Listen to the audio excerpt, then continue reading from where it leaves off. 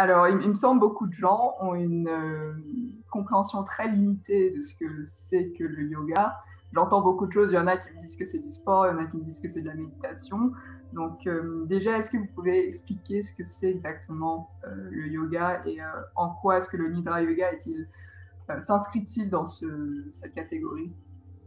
Traditionnellement, il y a 17 définitions de ce qu'est le yoga. Du fait qu'on utilise constamment le terme yoga, on oublie l'essence de ces définitions. Il y en a une qui est très commune et qui est acceptée par tout le monde. Mais la première chose, c'est que signifie le mot yoga? Et comme c'est un terme exotique qui vient du sanskrit, on a très souvent oublié le sens. Et c'est un mot qui veut dire deux choses. La première définition, ça veut dire l'état d'unité, c'est-à-dire un état où il n'y a plus de fragmentation et de division. Le deuxième sens, c'est les moyens pour tenter de percevoir cet état d'unité. Mais à chaque fois que l'on parle d'un moyen, le mot yoga est accompagné d'un autre mot. Et l'autre mot définit le moyen. Cet état d'unité, ça c'est ce que signifie le mot yoga. Et ensuite, il est défini de la façon suivante. Encore une fois, il y a 17 définitions, mais il y en a une sur laquelle tout le monde s'accorde, qui vient de... On ne sait pas très bien si c'était quelqu'un ou un groupe de personnes qui aurait vécu il y a un peu plus de 2000 ans et qui a rédigé un livre qui contient à peu près 200 aphorismes, c'est-à-dire des courtes phrases. Ça s'appelle les Yoga Sutras. L'auteur, on l'appelle Patanjali, sans très bien savoir si c'était quelqu'un ou un groupe. Et la définition qui est donnée, c'est que l'état d'unité est perçu lorsque la pensée psychologique est complètement silencieuse. Maintenant, ce qui s'est passé, si on le situe davantage, ce texte qui a été rédigé il y a environ un peu plus de 2000 ans, était l'aboutissement de probablement plusieurs siècles, peut-être plusieurs millénaires d'enseignement. C'est-à-dire avant qu'il y ait un écrit, il y a eu des milliers d'années probablement de transmission uniquement orale. Face à ces milliers d'années où il n'y avait apparemment pas de confusion, la raison de l'existence de ces exercices était pour tenter de vivre un état de non-fragmentation psychologique. Face à ça, depuis, je ne sais pas, 30 ans, 40 ans, est arrivée une énorme confusion qui a appelé yoga ces espèces d'exercices physiques qu'on fait sur un morceau, sur un tapis.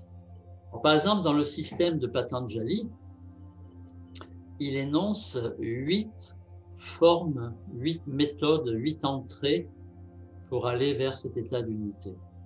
Une de ces 8, il appelle ça asana, qui a été traduit par posture, mais ça a aussi le sens de asseoir l'être. Il n'indique absolument aucune posture, il dit simplement l'attitude corporelle doit être à la fois stable et confortable et tranquille. C'est tout ce qu'il en dit. Et puis, ça, c'est 1/8 de son système. 1/8, ça fait 12%. Ça veut dire qu'il y a 88% qui a disparu. Et alors, on ne devrait pas appeler les gens professeurs de yoga, mais professeurs d'asana, professeurs de posture. Et petit à petit, une énorme confusion a grandi, qui vient beaucoup de l'Inde, parce que des professeurs de posture ont gagné une réputation mondiale et ont entretenu l'idée que cette démarche-là consistait à faire des exercices corporels. Dans le Nidra, alors, peut-être il faut un peu préciser de quoi il s'agit avant de parler de la pratique elle-même, mais le mot Nidra a plusieurs sens. Le plus récent signifie le sommeil. Un sens plus ancien, ça signifie le bourgeonnement, c'est-à-dire cette force qui est à l'œuvre et qui fait qu'au printemps, les arbres bourgeonnent. Nous, de l'extérieur, nous savons que le bourgeon va donner des feuilles, des fleurs, des fruits. Dans les fruits, il y a des graines. Et que si on laisse le phénomène se dérouler, ça va faire une nouvelle forêt avec les graines. Donc c'est cette idée de ce mouvement qui passe par plusieurs phases et qui est pour l'épanouissement du processus de la vie. Et un sens encore plus ancien de Nidra veut dire traverser notre obscurité, traverser ce qui nous est inconnu. Dans le Nidra Yoga, il n'y a pas d'exercice corporel au sens où on l'entend aujourd'hui. Mais bien sûr, comme on a un corps, on est bien obligé de le mettre dans une position. Il y a deux types de positions, soit des positions assises, il y en a 4, soit des positions allongées, il y en a 5. Et puis il y a une dernière pratique, enfin quand je dis dernière, il y a une autre pratique qui se déroule pendant que l'on marche. Et c'est une introspection dans le contenu de la conscience. Quand on annonce que l'état d'unité surgit quand la pensée psychologique devient silencieuse, la seule façon de rendre la pensée psychologique silencieuse, c'est de se défaire des mémoires psychologiques qui créent des limitations. De façon très générale, voilà de quoi il s'agit. D'accord. Justement, j'ai l'impression que la plupart des gens, lorsqu'ils sont déprimés, angoissés ou juste stressés, on préfère se tourner vers la distraction plutôt que de se tourner vers l'intérieur, observer par exemple ce qu'on ressent et tout cela. À votre avis, pourquoi est-il important de se tourner à l'intérieur plutôt que de se distraire, par exemple? Pourquoi ce serait une meilleure méthode? C'est pas que c'est une meilleure méthode, c'est que c'est la seule solution. Et ça, c'est très lié à la motivation. C'est-à-dire, dans le Nidra, quelque chose d'extrêmement important, c'est de clarifier quelle est la motivation de notre vie. C'est-à-dire, quand on parle de ça, on demande aux gens de chercher la motivation profonde pour toute leur vie. Et que cette motivation ne dépende pas de quelqu'un ou de quelque chose à l'extérieur. Ça nécessite vraiment une introspection pour arriver à la nommer. Et surtout après de s'y tenir. Enfin, c'est nouveau à grande échelle, la société de divertissement. La particularité du divertissement, ce qui fait diversion. C'est-à-dire, en quelque sorte, il nous empêche de voir les raisons profondes de nos difficultés ou de notre mal-être ou de nos souffrances. Parce que, depuis longtemps, probablement, dès qu'on ne se sent pas bien, la grande habitude, surtout aujourd'hui, probablement plus qu'autrefois, c'est de chercher une cause à l'extérieur. Aujourd'hui, on est devenu très très doué avec ça, c'est-à-dire que si je ne me sens pas bien, c'est à cause de ma femme, mon mari, mes enfants, mon employeur, la société, la politique, la religion, bref, la liste est longue. Et c'est une façon comme de déléguer son identité. C'est une façon de considérer que ma vie est organisée par les autres. Et donc, je vais demander aux autres de me rendre heureux. Sauf que nous sommes tous l'autre de tous les autres. Et que personne ne peut résoudre cette question-là. Absolument personne. Depuis des milliers d'années, c'est ce qu'ont essayé de faire, pas tous, mais un certain nombre de marchands, comme les politiciens, par exemple, quand ils viennent mendier pour être élus, c'est ça qu'ils promettent, d'une façon ou d'une autre. Même chose avec les religions, même chose avec, je ne sais pas, quand on se marie, on passe un contrat et alors on est supposé rendre l'autre heureux, etc. Et c'est toujours cette idée que ma plénitude est dépendante du comportement de quelqu'un d'autre. Et ça, il n'y a aucune solution là-dedans, absolument aucune. C'est pour ça qu'on change de travail, on change de mari, on change d'épouse, on change de parti politique, on change de religion, enfin, etc. Plus que du divertissement, c'est de la diversion. Et du point de vue des enseignements, tout ça est considéré comme du divertissement. Ça n'est pas sérieux si on est à la recherche d'un état d'unité. Si on n'est pas à la recherche d'un état d'unité, la question n'existe pas. Et comment définissez-vous l'état d'unité? Est-ce que l'état d'unité est la même pour tout le monde? Est-ce on la ressent tous de la même manière? Comment on le définit? On peut le définir que de façon, on pourrait dire négative, quand on en parle, sous une forme négative. C'est la disparition du sentiment de séparation, de fragmentation, de dualité. C'est-à-dire, tant qu'il y a cette impression que moi, je suis différent de ce qui est au dehors, il y a de la fragmentation. Donc, c'est la perte de ce sentiment de cassure, de séparation. Parce que la conséquence de ce sentiment-là, c'est de se sentir seul, isolé. Et ce qui vient après, c'est la peur. Comme je suis isolé, je suis fragile. Et ce qui vient après, c'est il faut que je me protège. Et pour me protéger, je vais m'isoler encore plus, me séparer encore plus. Et puis, à un moment, je vais me préparer au cas où je serai mis en danger. Et donc, je vais fabriquer de la violence qui ne va pas forcément être exprimée, mais elle va être en soi. Et ce processus-là nous casse en petits morceaux. Alors, on le voit très facilement au niveau des groupes humains. Par exemple, je ne sais pas, quand on fait partie d'une famille, on construit une espèce de culture familiale qui est différente de celle du voisin. Puis si on pousse le divertissement un peu plus loin, on va imaginer qu'on est de quelque part, une ville par exemple. Et on va s'identifier à la culture de la ville, s'il y en a une. Et si on pousse le divertissement encore plus loin, on va imaginer qu'on appartient à un pays, etc. Et à chaque fois,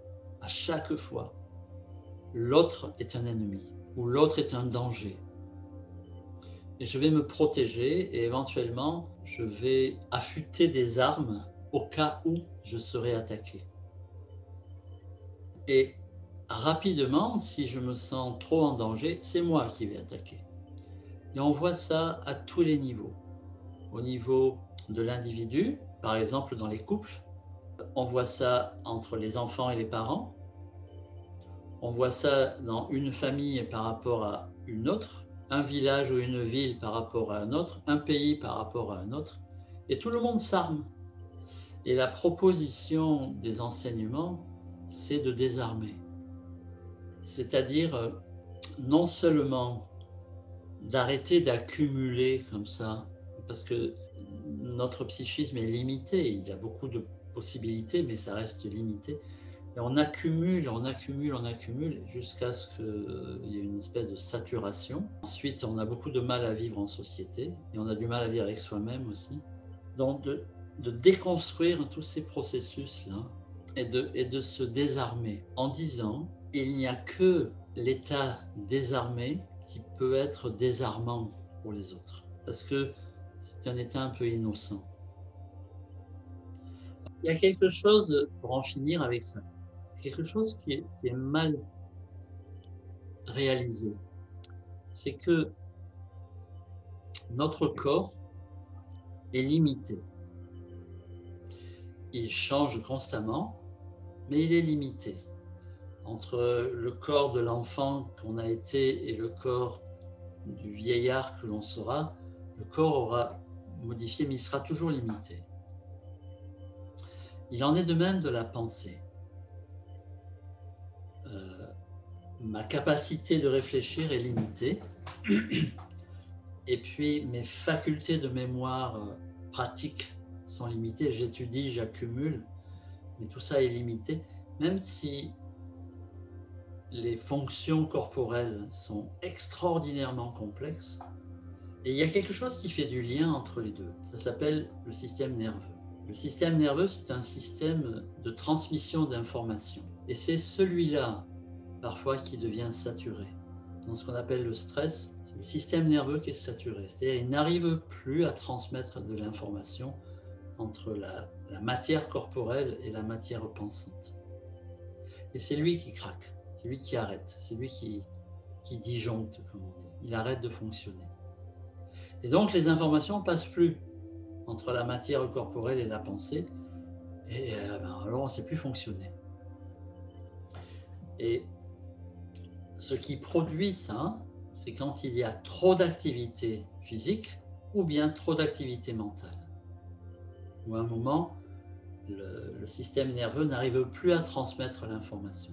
Et c'est lui qui craque en premier. Et tout d'un coup, à l'intérieur de nous, on est fragmenté, on est en morceaux. On a inventé l'idée qu'il fallait avoir beaucoup de ressentis, beaucoup d'émotions, et que ça crée une espèce d'excitation. Ce qu'on ne mesure pas, c'est que l'excitation, c'est le système nerveux qui transmet l'information.